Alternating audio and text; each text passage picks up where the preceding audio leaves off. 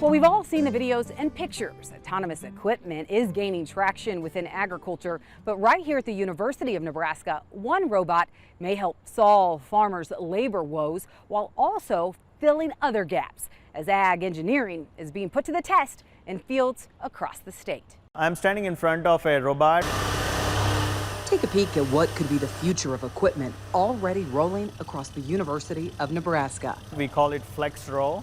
An agricultural robot designed to do multiple operations. We are looking to use this robot for planting operation, cover crop drill, and then spraying and nitrogen application. We took it to the soybean field and we were looking at different varieties of soybeans to look at their growth rates in different environmental conditions.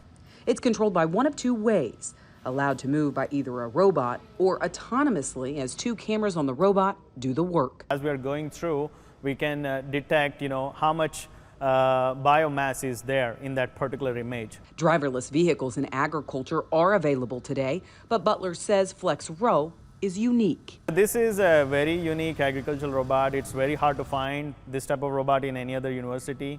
The reason is this is a 60 horsepower robotic machine. So it has an internal combustion engine, it has fluid power hydraulics, it has electric or hydraulics, CAN bus, which is industry standard, but we have it on a university system.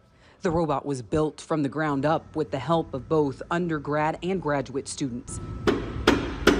My involvement started a year and a half ago. I came in and there was a need for a planting application. It's an engineering project that's been years in the making here in Lincoln. When I came in, it was almost a blank chassis. Everything from the chassis down was barren. So I came in, started designing work on the actual planter, the frame around it, the actuation mechanism, the electronics, the sensors, that sort of thing. The robot uses different brands from different companies for parts, which is by design. We don't want people to have to go and buy into a whole new technology. We want to use existing pieces of equipment out there and just utilize them in a different fashion.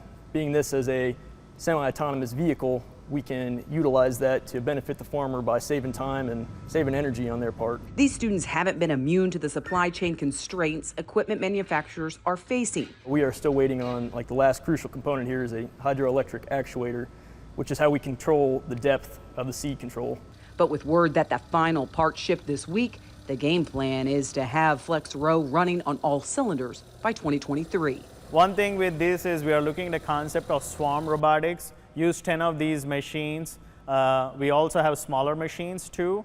We'll also use drones because this robot, when it is planting, it will be out of seed pretty soon because they have smaller tank capacities. So we could use drones to refill the seed so that these robots are always on the ground. From the possibility of seeding cover crops remotely to making other application passes across these fields, this research could turn into a high-tech field hand that could soon be coming to a field near you.